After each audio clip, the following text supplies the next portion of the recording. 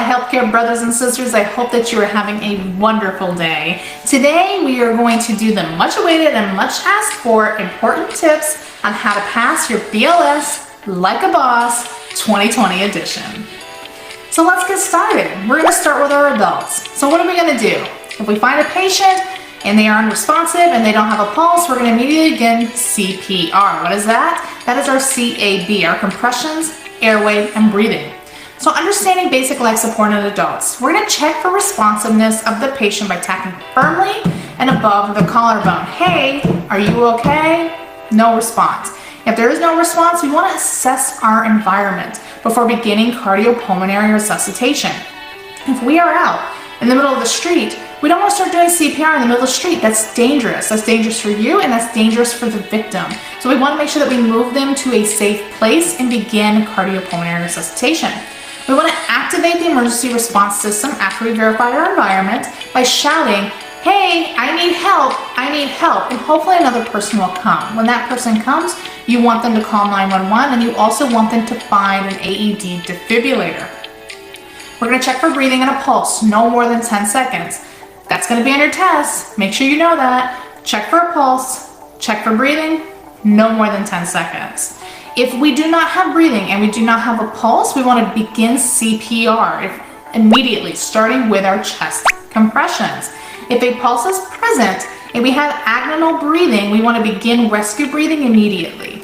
So on our CAB, let's start with our chest compressions. So we want to place the palm of our hand over the patient's sternum just above that xiphoid process. Now, recently and previously, an indicator was to look for the mid-nipple line when we're placing our palms. However, due to an increase in obesity and morbid obesity, the nipple line may not be in the right place. So it's not really usually a best indicator. So we really want to feel to find that xiphoid process and put our palms just before it. Because if you're pushing on the xiphoid process, there's a good chance that it might break off and cause some other problems that we don't need. We're already having a bad situation, don't make it worse. Chest compressions must be between 100 and 120 per minute. That's fast, that's strong, right? Compression depth should be at least 2 inches in an adult, and we want to allow for full chest recoil between compressions, and we want to minimize those interruptions. No more than 10 seconds. It really should be less than 10 seconds. And we want to switch our compression team members every 2 minutes. That's usually 5 cycles. Compressions to ventilation ratio is between 30 compressions to 2 rescue breaths. Moving on to our airway and our breathing. So we want to utilize the head chin lift, or if we're concerned that there's been some kind of trauma to their cervical spine, we want to use that jaw thrust. That way we maintain that cervical spine and don't make that trauma worse. Rescue breaths are 1 breath every 5 to 6 seconds, and you want to see that visible chest rise and fall with each rescue breath. We want to avoid excess ventilation. Why?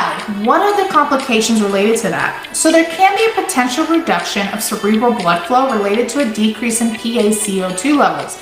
So if we're just excessively ventilating, we're blowing off a whole bunch of CO2, we can cause that reduction in cerebral blood flow. We also have a risk of increased intrathoracic pressure, which can lead to adverse hemodynamic effects, such as hypotension. We don't want to make it worse. Let's try to avoid using those excess ventilations when we're ventilating these patients. All right, so you've been doing chest compressions, which feels like forever, and somebody finally comes with the AED. So what do we want to do? Number one thing we always want to do before we even touch any pads or anything else that's located inside of that little box that they come with is we want to turn on the AED. When you turn it on, the AED is going to tell you what to do. You're going to follow those prompts. So we're going to open and remove the patient's shirt. We want to make sure that we clear any kind of wet barriers such as sweating. If they were a near drowning victim, we want to make sure that we have a nice clean skin that we're putting those pads on. Also, if they have medication patches on, we want to remove those. Now, I highly recommend that if you are doing BLS, especially out in the field, and they have medication patches on, you really want to make sure that you're not touching that with your bare hands. You want to have some kind of glove or some kind of barrier, because whatever you touch is going to be absorbed into your skin, potentially causing issues with you. So make sure that you're having some kind of barrier before removing those patches. We want to attach the AED pads to the right anterior chest. in the left mid-axillary line as instructed on the actual pads themselves. And then we're going to plug in the pads into the connector of the AED. We want to stop chest compressions and confirm that everyone is clear by stating "stand clear." Once we know that everybody's clear and nobody is touching the patient, we're going to push the analyze button and allow the AED to analyze that person's heart rhythm. If a shock is recommended, we want to make sure that nobody is touching the patient and repeat again, "stand clear." We don't want anybody getting shocked that doesn't need to be, right? Once everybody's clear, we're going to push that shock button. What do we do immediately after we push that shock button? We begin CPR again, and we're going to follow with 2 minutes of CPR. That's usually 5 cycles, and we're going to follow the AED's prompts again once it comes back after those 2 minutes. That's pretty much the meat and potatoes of what you need to know for adult BLS. So let's look at pediatric BLS. So to begin with pediatric BLS, we really need to understand what the definition of a neonate, infant, child, and adolescent are. So a neonate is between 0 to 28 days. An infant is between 28 days to 1 year. A child is greater than 1 year but has not reached puberty yet. And an adolescent has reached puberty, and that can be seen with either their armpit hair or some kind of breast development in our female adolescents. So just like in our adults, the pediatric BLS is the same thing, our CAB sequence for cardiopulmonary resuscitation: compressions, airway, and breathing. We want to verify that the scene is safe, we want to check for responsiveness, and we want to call for help. Just like we discussed earlier, if the scene is not safe, you don't want to become a victim yourself. If you're in the middle of the street, get that child out of the middle of the street in someplace that is safe. We want to check for responsiveness of the child by tapping the shoulders of a child or adolescent, or tapping the heel of an infant and shouting, "Are you okay?" If they don't answer you and you don't receive a response, you want to call for help. You want to activate that emergency response system. If nobody responds, if you're in a situation where you are by yourself and nobody is around, you do not want to leave the pediatric. You want to perform at least 1 round of CPR prior to going and finding help. Next, we want to assess for breathing. No more than 10 seconds, as we stated before. We're going to check for rise and fall of the chest, and is there a pulse present? Pulse checks on an infant, we're going to palpate the brachial pulse, which is usually on the inside of the arm here. And with a child, we're going to palpate either the carotid pulse or the femoral pulse in their groin. So we have an unresponsive, no pulse, not breathing victim. What are we going to do? We're going to begin CPR immediately. So in an infant, we're going to use the 2-finger chest compression, center of the chest at the nipple line. With a 1-person rescuer, we're doing 30 chest compressions to 2 breaths. If we have a 2nd-person rescuer that's helping, we're switching that to 15 chest compressions to 2 breaths. This allows for better coronary perfusion. So with children, 1 to 2 hands, same thing, right above that sternum. Chest compressions should be 1/3 the AP diameter of the chest. So in infants, that's usually about 1 to 1.5 inches or 4 centimeters, and with children, it's 2 inches or 5 centimeters. No compressions should go beyond 6 centimeters. Same thing, 100 to 120 chest compressions per minute in either infants, children, or adolescents. Moving on to our rescue breaths. After each 30 chest compressions for 1 rescuer, or 15 chest compressions if we have 2 rescuers, the provider will provide 2 breaths each over 1 second. You want to see that chest rise and fall to confirm appropriate rescue breaths. Patients should be placed in that sniffing position for optimization of rescue breaths. This requires the flexion and extension of the head and neck using the EC method, which is our EC method of holding the bag valve mask. All right, AED placement on infants and children. So if the child is under 8 years of age, we're going to use child pads if they are available. If child pads are not available, we can use the adult pads. We want to place the pads so that they don't touch each other. One pad is placed on the chest, and the other pad is placed on the back. They should not be touching each other. Pads can sandwich the heart when placed appropriately. If they are 8 years of age or older, we're going to use adult pads. We never use children pads on 8 years and above. They will likely not give the correct amount of shock that we need, and it's going to be a much lower dosage. So if we have agonal breaths with a pulse, then CPR usually isn't indicated. We want to give rescue breaths over 1 second every 3 to 5 seconds. IV and IO access are next. IO access is preferred access with our cardiac arrest in pediatrics over IV. It's quicker. We're not trying to find veins. We need to get them this medication. Come on, let's get this going. And defibrillation. So defibrillation is the treatment of immediate life-threatening arrhythmias in which the patient does not have a pulse, such as ventricular fibrillation or pulseless ventricular tachycardia.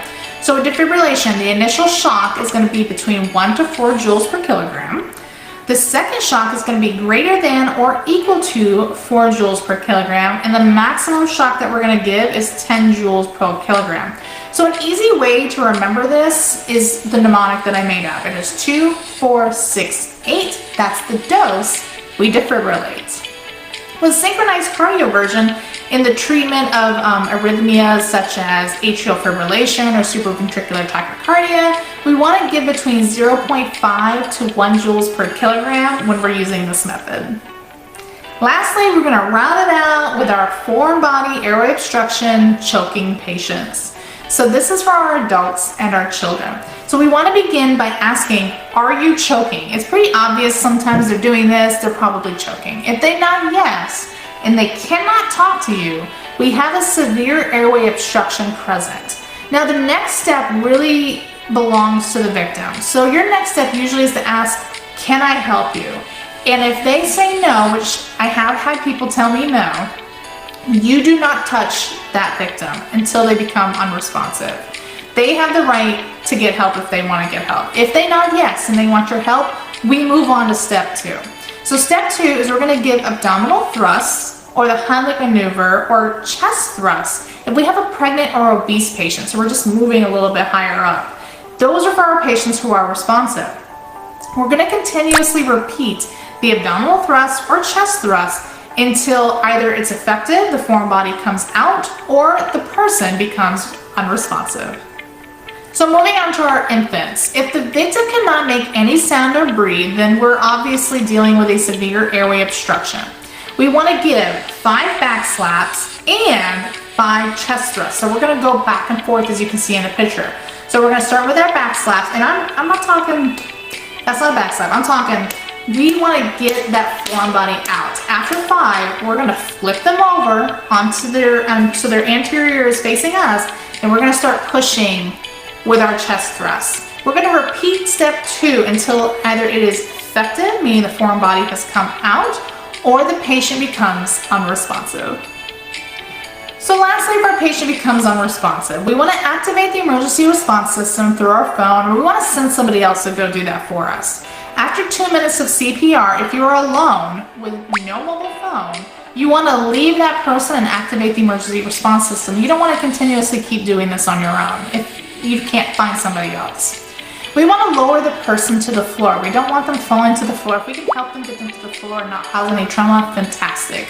We're going to begin CPR starting with our chest compressions. We're not even checking for a pulse. Don't even check for a pulse at this point. We already know that they're choking. We know there's severe airway obstruction. Just start CPR. Before you deliver rescue breaths, after you've done your 30 chest compressions or your 15 chest compressions with our Infants 2 rescuer, we want to investigate their mouth. We don't want to start giving rescue breaths because if we can see that foreign body and we are able to remove it, we want to remove it. If you're providing rescue breaths, you're just pushing that foreign body back down, causing more issues. So if you can see it, make sure you assess them out. If you can get it out, fantastic. If you can't, then we're going to continue our CPR until we have more advanced providers arrive to help us effectively care for these choking patients. I hope this video is helpful for you in passing your BLS like a boss. Make sure that you go check out my website at www.nursechong.com, where there's a bunch of free resources there. I'll have a copy of the BLS cards that you need for your BLS, as well as a copy of this PowerPoint and a document with a more condensed version of everything that we talked about. Make sure that you follow me on my social media. I'm on Facebook, Instagram, and Twitter, as well as here on YouTube. Make sure that you subscribe. But until next time, I hope that you're having a wonderful day, and I will see you all again soon. Bye! पापा यहाँ से अपना plot शुरू होता है। मैं आपको layout दिखाता हूँ। ये आपका रूम और ये साथ में बैल्कनी और We're having a wonderful day. It is finally upon us, the ACLS Certification 2020 Important Tips on how to pass your ACLS like a boss, cheat sheet, and review. Let's get started.